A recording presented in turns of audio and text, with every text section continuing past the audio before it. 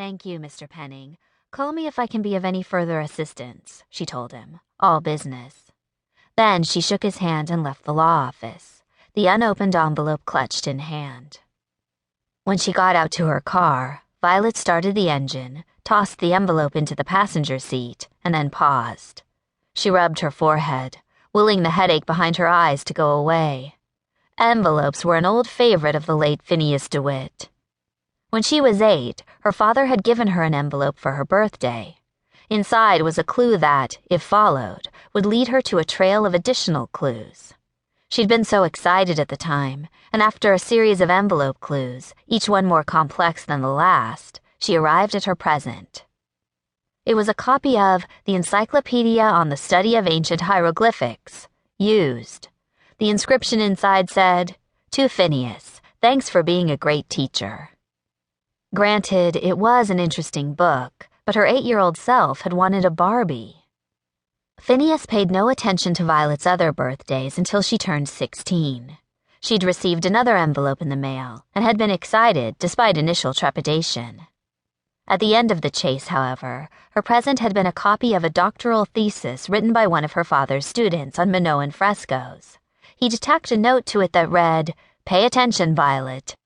This is the sort of thing you'll need to write if you want to work for your father." Again, not something she'd particularly wanted, but Phineas DeWitt believed in 2 things, knowledge and adventure. All else was foolishness. She'd tossed the photocopied thesis into the garbage and tried to forget about her father's terrible ideas for birthday gifts. When she was 18, she fell for it one more time and was just as disappointed. The end of that envelope chase led to an ugly copper ring that turned her finger green and looked like something out of a tourist shop.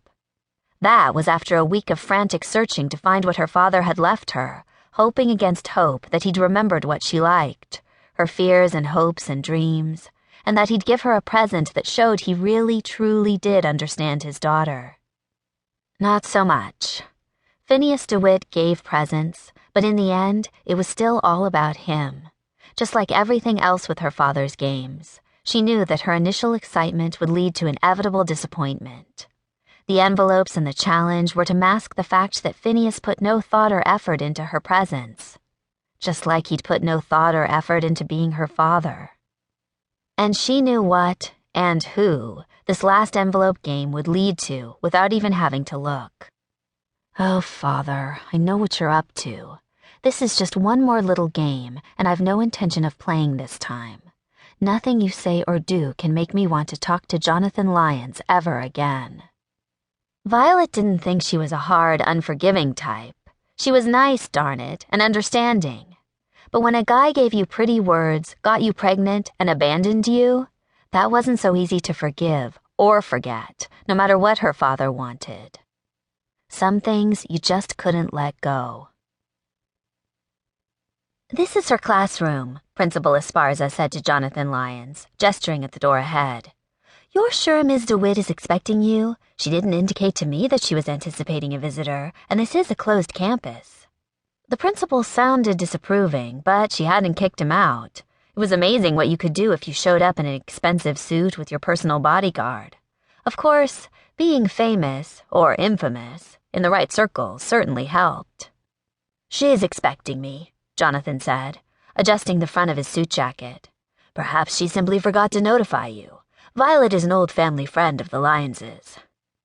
"Well," Mrs. Esparza said with a happy smile, "I'm a big fan of your cars, though I certainly can't afford one." She gave a girlish giggle at odds with her advanced age. He gave her his best rakish grin, adopting the part of the flirty Playboy billionaire. "Shall I have one sent to you?" "Oh, no," Esparza giggled again and tucked a gray-streaked lock of hair into her bun. "It's against school policy, but you're sweet to offer." She moved forward and knocked on the cheerfully lettered 5th grade social studies door. Jonathan swallowed the knot in his throat and shifted on his feet. It was pathetic to be nervous. He'd rappelled off of cliffs in Nepal, snorkeled with sharks, been in God knew how many cave-ins, and once ended up on a ship attacked by Somali pirates. He'd never been nervous in all those situations. Adrenaline-fueled? Absolutely. Nervous? Hell no. But standing